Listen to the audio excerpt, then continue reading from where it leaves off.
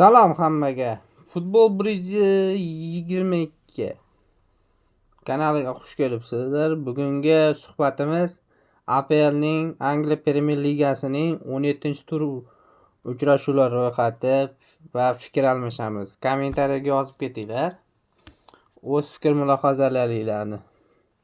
Bo'lmasam katta 17-tur bu 20-dekabr kuni bo'lib o'tadigan o'yinlar hisoblanadi.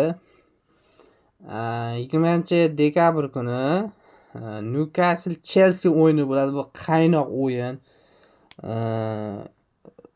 Maslahat beraman, bu uchrashuvni albatta ko'ringlar. 17:30 da boshlanar ekan. Aynan ish vaqtidan kelib dam oladiganlarga yaxshi uchrashuv super darajada o'tadi. Newcastle katta mablag'lar evaziga tarkibini kuchaytirgan.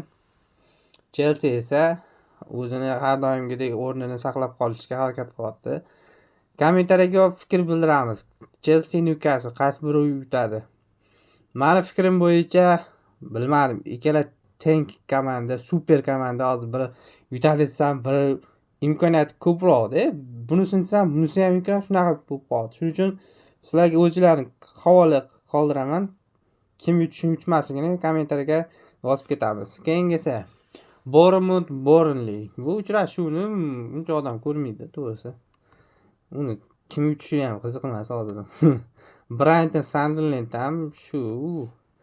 Keyingisi hamyurtimiz o'ynaydigan Manchester City West Ham bilan o'ynaydi. West Ham Manchester vaqtida Manchester o'yinni yutadi deb fikr bildiraman. Yutqizib qo'yish imkoniyati kamroqda, chunki Real Madrid yutgan Manchester City West Ham yuta olmasligi bu bilmadim endi qanaqa sensatsiyalar bo'lib ketadi. Bu yutib qo'yadi deb hisoblaydiganlar West Ham Manchester Cityni plus qoldirsin kommentariyaga. Keyingisi 8da Wolverhampton Brentford. Bu ham uncha muxlis kamda bu O'zbekistonda. Bu xalqaro bilmadimmi? O'zbekistonda Wolverhampton muxlislari kam. Keyingisi Everton Arsenalda, endi favorit bu Arsenalda, endi Everton uncha emas. Arsenal klubi tarkibi yomon kuchli. Ko'p klublar mazasini qochirib yuboradi. Arsenal muxlislari like bosib qo'yasizlar degan umiddaman. Bu anaqa emas. Bir klubni tarafini olishmasa, hozirgi kunda Arsenal kuchli. Oldingi Arsenaldan ham kuchli-da, masalan, hozirgi. Haqiqiy murabbiyni topdi, agar murabbiyni almashtirib olsa, bu katta xato bo'ladi. Qaysidir klub buni murabbiyni sotib olsa, haqiqiy baxti bo'ladi, desa ham bo'ladi. Keyingisi Leeds Crystal Palace. Crystal Palace yutadi. Liverpool yutgan, Leeds yuta olmaydimi?